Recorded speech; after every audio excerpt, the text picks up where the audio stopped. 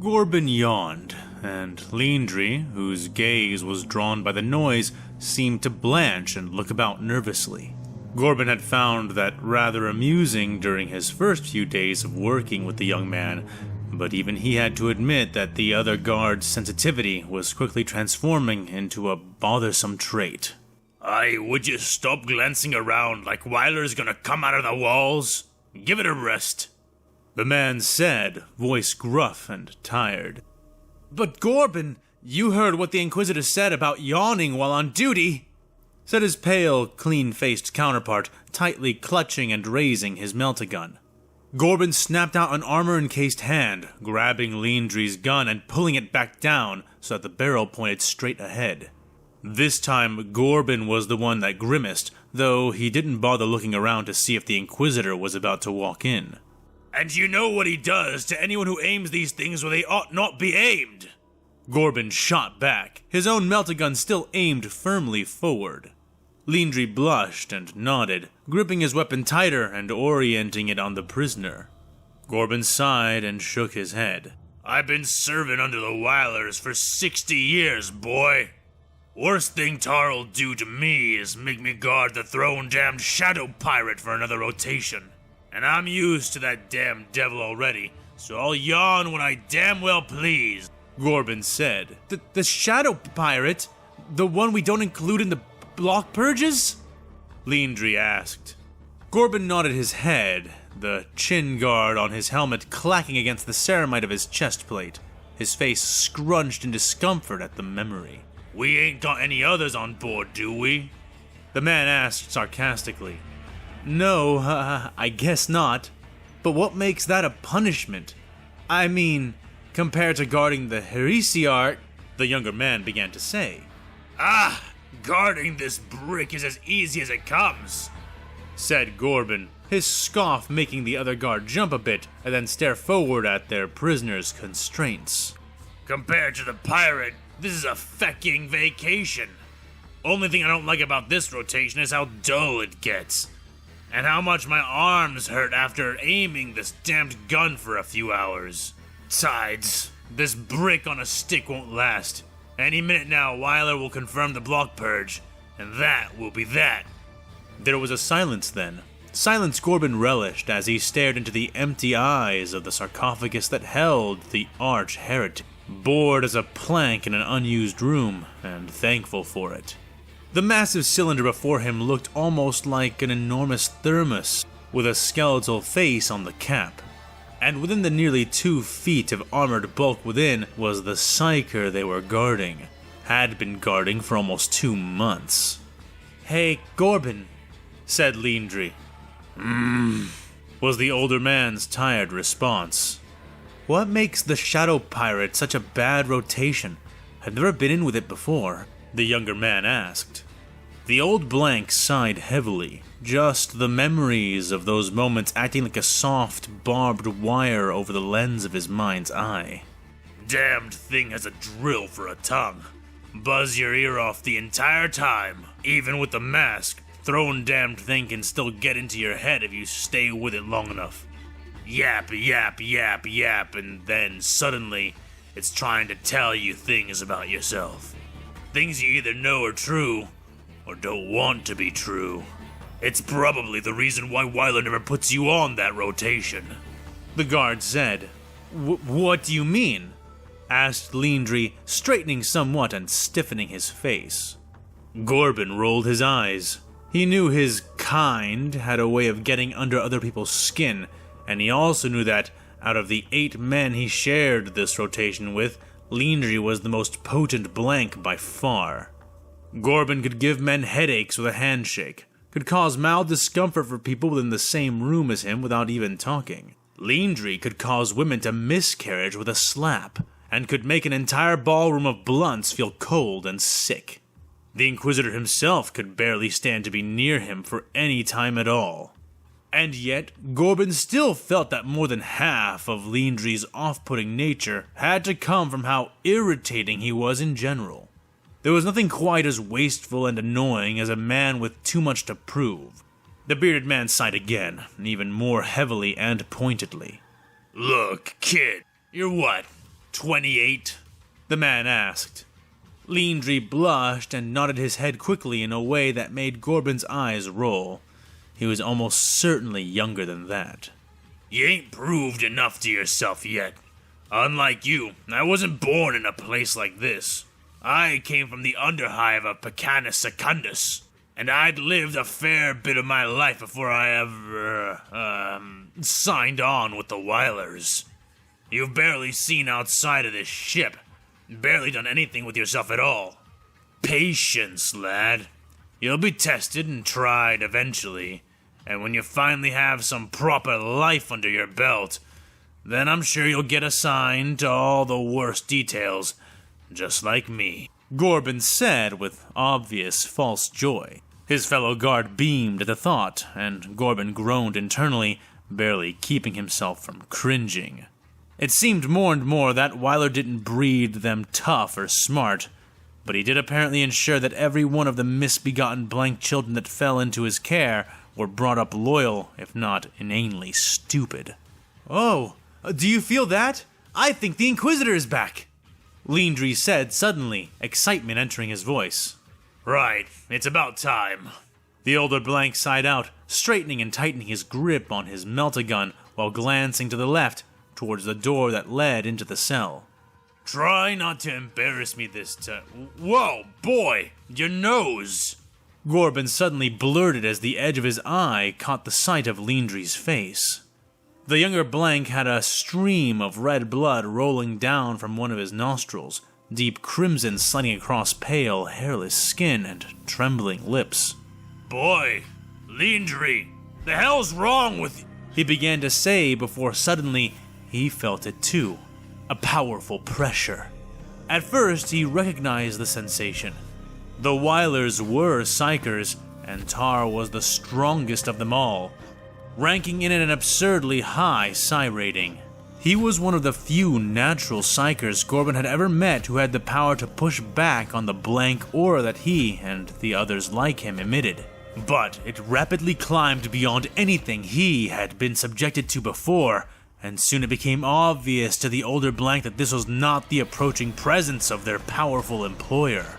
A second stream of red blood began to run down from Leandry's other nostril, the young man's whitening face stark against the color, his breath shuddering, gasping in controlled spurts, as though he were being constricted, even choked by something invisible. Gorbin's gun began to shake, but he did not veer it away from the prisoner, though he was now looking over at Leandry completely. Snap out of it, boy! You're a bigger blank than I am! What's happening to you? Is it the Heresiarch?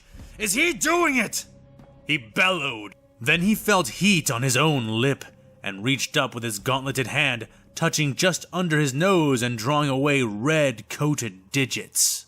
Fear and adrenaline pumped into Gorbin's body like venom from a snake bite, and he turned a furious face forward, glaring at the grinning skull face of the ceramite sarcophagus.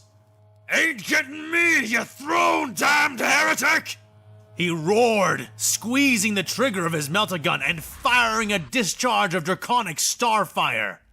The powerful fusion reaction of his weapon pouring over the encasement which held the high criminal. It briefly began to glow red before beginning to liquefy, ceramite peeling and flaking away as the metal components simply melted, spilling like silver guts and spattering onto the foot of the cell in a spreading, molten slick. But even then, the seasoned blank could tell that something was off. The flames splayed oddly, fountaining away into either side of the melting prison, the normally even streams of screaming fusion reactions fanning out like the wings of some forlorn, star-birthed phoenix. Gorbin was transfixed by the effect, gawking at the impossibility of it. Nothing, not a single thing in his entire long life had managed to have this kind of effect on his meltagun. Nothing could split starfire like that. Nothing could defy the ruthless death he had grown so accustomed to wielding. But truth was ruthless itself, and it callously denied his experience, revealing that, for all those times previous, Gorbin had been shielded, sheltered from what now emerged before him, just as impossible as any effect that might occur to his stream of fire, and yet just as present, just as real. His bubble of anti-psyker aura was being pushed back, compressed against him, a single flickering spot of absolute cold attempting to resist the maelstrom of an unseen explosion of power. Where before, the spread of his blank nature would have enforced the cold laws of reality, now he watched in belligerent disbelief as that Aegis was defied and ravaged. Pain growing, spreading across his brain and spine as though a crushing pressure were being pushed into his bones directly. The force of it was so great, so distracting, they had nearly cooked his hands entirely by the time he realized his weapon was too hot to keep hold of. The blank screamed as he dropped the weapon, hands opening, smoking through his gauntlets, fingers twitching at the blind ruination he had forced onto them. But the searing pain in his palms was soon dwarfed by the growing tension that constricted his body and mind, like the unseen coils of some merciless serpent, squeezing his very soul. What was it? What was it? In an attempt to answer his own internal question, his eyes swept around, his vision dyed red as crimson tears squeezed unwilling from his tear ducts. He saw Liandry then, the younger, more potent blank having fallen onto his back, convulsing and seizing against the wall, blood practically spurting from his nose and eyes, his mouth open in a horrifically silent scream. Finally, that scream found its voice, filling the room with a terrible sound of an agonized death, as Liandry finally succumbed to the assailing force, his voice screeching into a higher and higher pitch until, at last, his entire head burst like a squeezed grape, showering Gorbin in bloody chunks and skull fragments. Gorbin himself knew that he was not far behind, his being stretched and pulled taut like a ship's windsail attempting to hold fast in the face of a hurricane. Liandry's entire mast in this metaphor had been torn away, but for Gorbin, something different and rare occurred. Gorbin's mast, his body, held strong enough so that it was Gorbin's sail itself which tore apart. That anti-psyker film which had sublimated deadness and stillness into his very soul, controlled and dictated his entire life. The moment it did, he was freed from the pressure, the unmasterable psychic veil speeding past him like a hot breeze, allowing him to drop to his knees, shoulders sagging, heaving as he panted.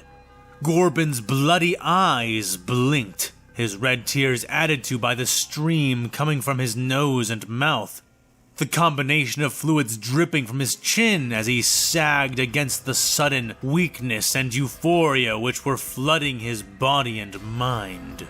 He knew he must have gone insane as rasping chuckles began to blurt and bubble from his lips. But the former blank could not help himself, suddenly alleviated of his own depressive aura. Life, specifically his life, had been pain, and he had never even known it until now, never had another state of being to compare it to. But now that he was free, emotions of color, of vibrancy, of ecstasy flowed through him like a hit of crystal airsats, lighting him up, making him feel warmth without heat, happiness without reason. Even the sight of the other dead blank, headless and splayed across the ground in a gore-slicked ruin, could not dampen the sudden manic rush that Gorbin was now feeling. However, the sound of the voice which suddenly appeared within his head did succeed in chilling his blood to an atrocious calm. Special. You are special. Rasped the alien sound within his mind. He felt a cold sweat breaking over his body as he tried to stand, but his limbs felt limp, lacking all coordination, and he could do little better than flop back from his knees, his back striking the wall behind him as he pulled his bleeding eyes forward. The voice had come from within him, but he still knew where to look. Across from him, still adhered to the wall by chains which clung to the rear, untouched portions of the previously sealed sarcophagus, was the being known as the Heresiarch of Sikaris.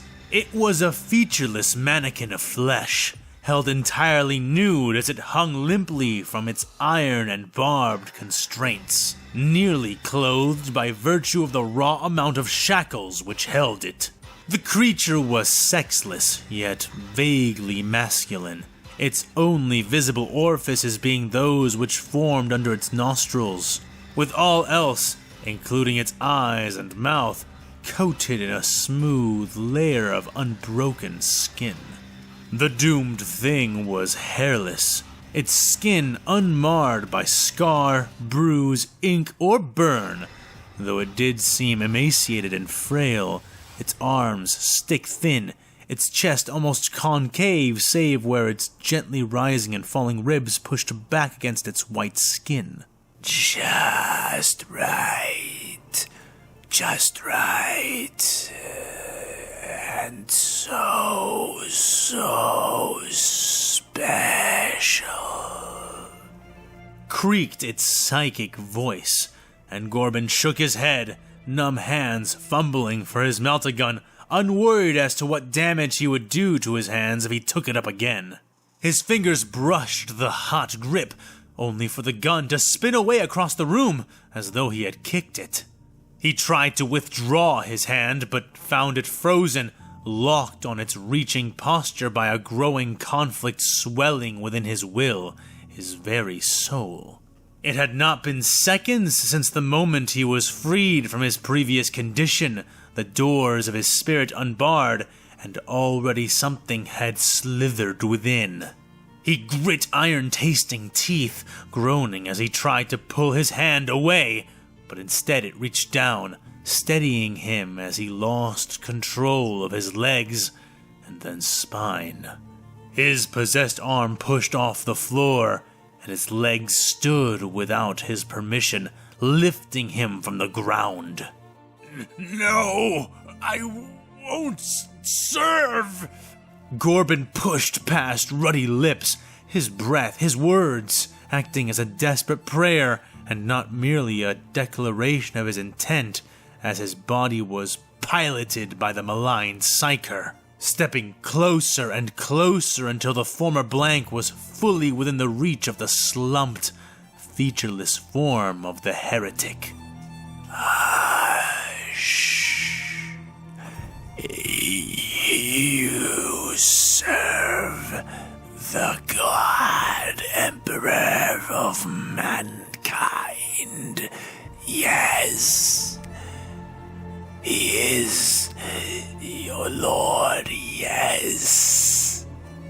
The voice asked him.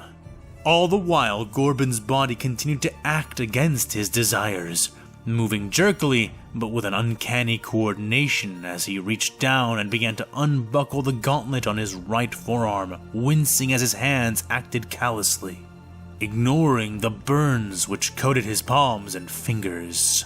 Soon, his hand was free and bare to the air, stinging and aching deeply, especially now that he could see the burnished flesh and the damage his earlier Melta discharge had done to him.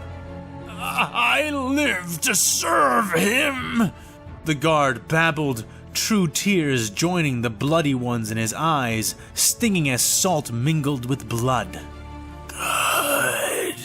Good. I am the same, said the horrible voice. Really? You believe in the Emperor? Said the desperate, defeated man as he raised his now bare palm and reached for the mannequin of flesh before him, pressing his palm against the heretic's pale skin. Yes. I serve them all, each and every god very true, God. What else could be asked of the first follower of the tenfold path? The voice asked. Gorbin did not understand. However, he did feel, and feel a great deal. His palm hurt terribly as he pressed it against the cold skin of the man before him, his own burned and tanned skin now flush against its chest. And then he felt a different something, an odd something. It was difficult for him to describe the sensations as his flesh quivered and merged with that of the creature before him. He watched, eyes bulging in his skull as his skin melted into the flesh of the heretic, watching the patches of burnt skin moving off of his own palm and hand, and splaying out across the chest of the heresiarch like maligned markings of heretical intent. He tried to pull away as hard as he could, but his body had been reduced to a mere puppet, a marionette, his strings masterfully manipulated by an old, skilled hand. A hand which had been rejected by the highest of the high heretics. A hand which belonged to one reviled by all, and yet appealing to only the greatest powers. The five-fingered hand of the tenfold path.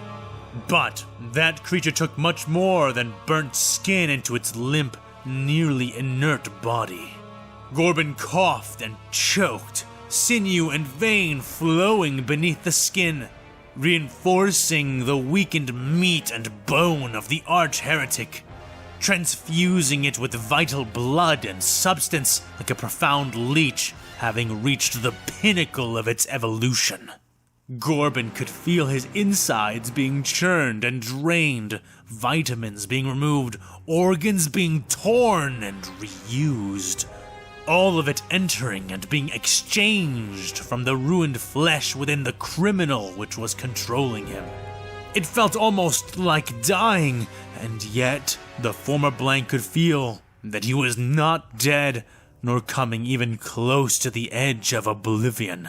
The thing before him was not merely stealing from him, it was stealing him himself, taking from him and yet allowing Gorbin to remain, not merely within the ruined body it was slowly exchanging, but enabling him to exist within the stolen flesh itself. He could feel himself, his blood, his nerves, even his bones, driving up, exchanging and moving themselves particle by particle, until they were within the creature's body, within his form, now commingled in a way that was beyond violating. Gorbin whimpered a wordless plea for mercy, for a cessation of the horrific transplant, but the voice in his clouding mind only tutted.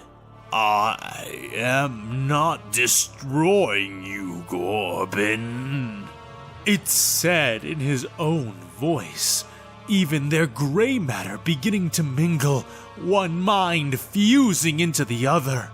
I am saving us both, said the voice that would become him, his eyes still wide as they drifted off of his face, streaming down his chin, over his chest and arm, and into the new, bound body. Its limbs thickened with muscle and fat, teeth filling the widening maw of its contorting face. Eyes blinking open within the previously blank, smooth skin of the damned entity they had attempted to imprison. And more matter, from organs to spirit stuff, drifted between them, making the reduced arch-heretic whole again, until at last all that stood in Gorbin's clothes was a faceless, soulless mannequin. And behind Gorbin's old eyes, his screaming soul joined the cacophony of the others this biomancer had taken within the breadth of his long life, most now entirely enslaved to his original will. The living, lifeless thing that had once been Gorbin's body shuddered, eyeless, thin and withering, even before the connection between it and the chest of the heretic was severed. The new mannequin slumping backwards and down onto its knees, leaving a man who looked suspiciously like Gorbin hanging upon the half-destroyed, molten sarcophagus. Gently, gradually, the fingers on this new man twitched and then wiggled, Gorbin's pale tan eyes suddenly coloring in with an alien violet.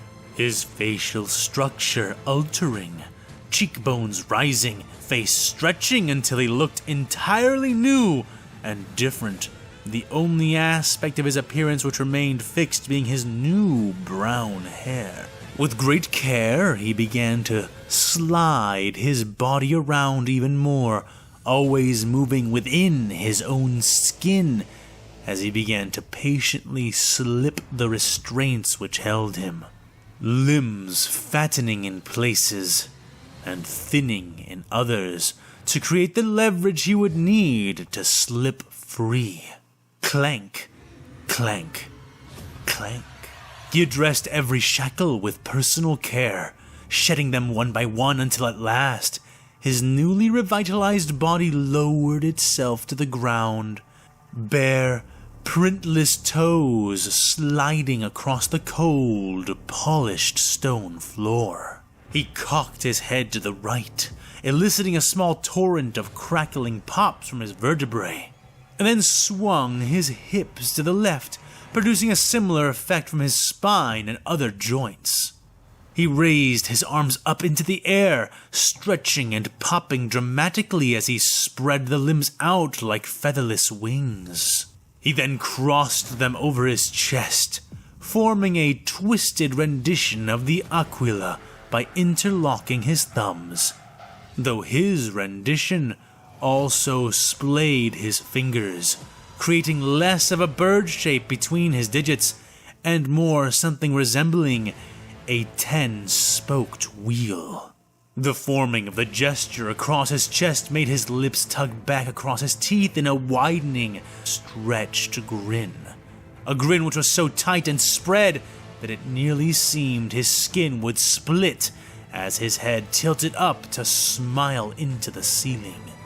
The Heresiarch of Sikaris, the most reviled and hunted heretic of the modern times of the Eye, was free at last. He stepped forward, heels scraping the smooth cold flooring in an odd, irregular shuffle, until he was standing much nearer to the ruin that had once been the blank known as Lindri. Sparing the dead blank no consideration, he reached down and carefully stripped the headless body, ignoring his unused melt-a-gun. The heretic instead took the former guard's black pants and cream-colored undershirt specifically. He slid them on, growing a little taller and lankier to fit perfectly within the pilfered clothing, grinning at the gods all the while. Then, as if to herald his return, the doors beside him hissed and split open, another guard running inside, almost directly into him. The man was speaking before he even fully entered the room, for which the Heresiarch was grateful. Hey, are you two still alive? Block Purge has been... He got no further, his eyes widening as the tall form of the Heresiarch was registered into his brain.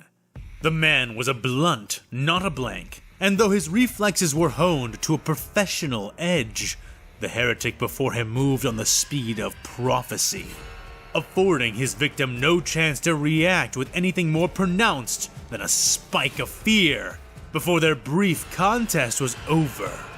The Heresiarch's long-fingered hand snapped out, smoothly sliding into the speaking man's open mouth and grasping his tongue tightly. With a flick of his index finger, the arch-heretic used his sharpened fingernail to cut a shallow circle and design into the wet flesh he now gripped, his tremendous psychic might flowing in behind it.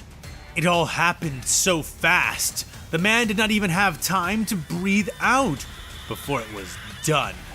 His last exhalation manifesting as a distorting scream of mortal peril as the heresiarch pulled out his tongue, his teeth, his throat, stomach, and bones, along with all his pink, worming innards through the blunt's mouth. The unlucky guard did not die, however, as he was elongated and remade, coming a gory, bony whip of moaning sinew and shuddering organs, which connected to the wrist of its new master, coiling there as it continued to warp and alter into a weapon of punitive design. He did not take this one's soul, nor did he spare him his suffering. Left standing in the blunt guard's place, if only briefly, was the hollow, boneless husk of the man's now repurposed body. Literally left as little more than skin, cartilage, hair, and the armor and clothes which enwreathed them. The monster's right hand now occupied by the slithering wet mass of his new living whip. The heretic reached out with his left hand, grabbing and crumpling the hollow face of the still standing husk between his fingers, before releasing its form from his psychic stilts, allowing it to finally attempt to collapse. Gravity reasserted itself over what had previously been the guard's body. Protective uniform now falling to the ground as the arch-heretic callously shook the perfectly preserved human skin that had been left in the wake of his attack, doing so until all that remained was the husk and nothing more. Then, filling it with his power once again, he pulled the skin back and spun it around his shoulders, the flesh opening and remodeling its shape to fit his design. The door sought to close, but his now free left hand reached out and paused it, grasping its edge. The DNA scanners mounted into the frame of the device went off right away, green bars of deciphering light quickly sliding over the heretic's exiting body, prepared to slam shut and crush him into two halves the instant it detected his departure. But those scanners did not find him. Instead, reading and identifying the still living skin of Corporal Lachasse and allowing him to pass unbothered. And so it was that the heresiarch exited the cell, bare feet and toes splaying over the ground he stepped on, wearing a high-collared cloak of dark, freshly harvested human skin, which trailed behind him in an unnatural, unfelt wind. The forlorn of Lorgar, the heretic among heretics, the first prophet of the tenfold path, had at last reached the lands of prophecy. And the great power which had freed him, the blinding light of the ever-chosen, had not gone unnoticed or unseen. Nor was he the only one within this place to have benefited from its intervention. A fact which was made plain the instant he exited his confinement and entered the prison hallway. Gunfire, screams, and the sounds of things that were both less and far more than human rang like dirges through the cramped and darkened spaces of the Weiler prison. It was like sweet holiday music, nostalgic and well-omened, particularly for a creature such as he. The sound of clanking footsteps turned his head to the left, just in time to see a squad of additional guards, all similar to the man who had become his whip, just as they rounded a bend and came into sight of him. He smiled at them, the weapon in his hand quivering with sudden, violent anticipation. The dance began as they opened fire, gory sinew snapping even faster than the booming expulsions of the shotguns they used against him. The man, dressed in human flesh, cavorted on psychic streams so strange, he did not merely seem to dodge the shots sent for him, but to impossibly flicker around them, moving to the right and to the left, back and forth, laughing and laughing as his weapon whipped to and fro. Heads were clipped from shoulders, eyes filled with gouging bones, brains and stomachs and spleens punctured in spite of ceramite protection. And through it all, the arch-heretic was in ecstasy. Not one of the doomed guards ran for their lives. Not one was unprepared to give everything in their attempt to contain him. "Wonderful!" he sang to them as they danced and died. "You are all so wonderful! Such faith! Such duty! Oh, gods, how it fills me!" The man crowed through a throat which had spoken in screams for months. "Duty is a lie we realize only through passion," said the psyker, snapping his whip through the eye of a blunt and impaling the thigh of another. "Through passion, we wage our wars!" He continued, yanking back, the whip growing hooked spars and barbs, anchoring itself into the leg of the screaming, struck soldier, ripping his entire body up off his feet and through the bursting skull of his compatriot before being slammed into the wall behind the heretic in the process. "Through our wars, we gain faith!"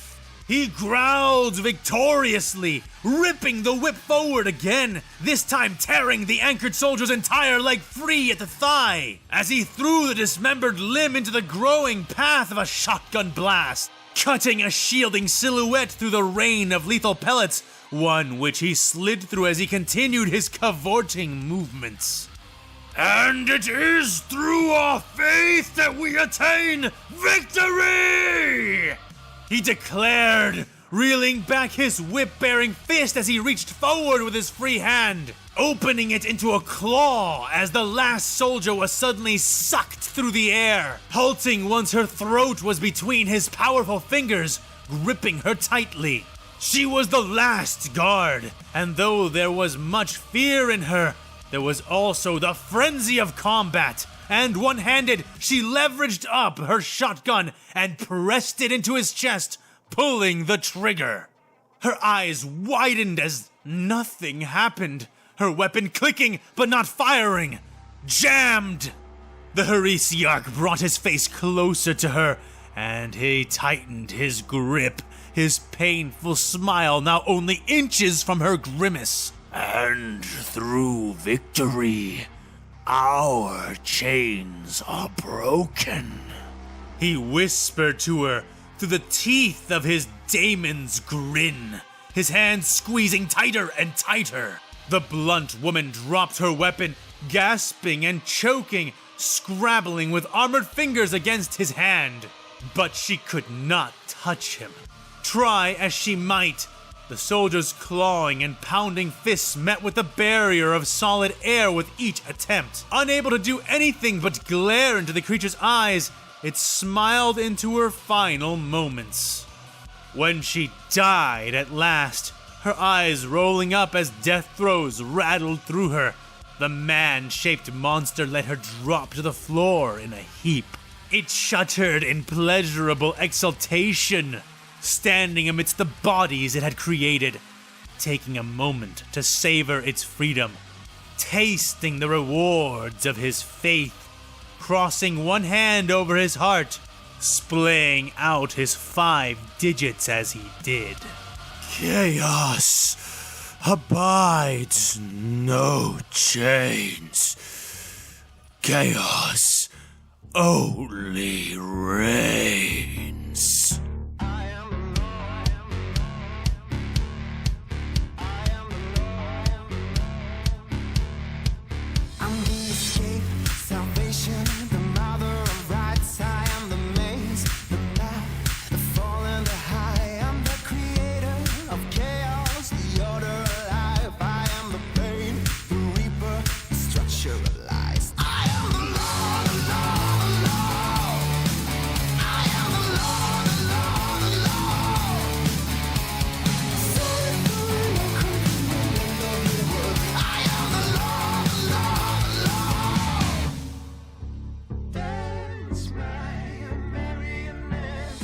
coming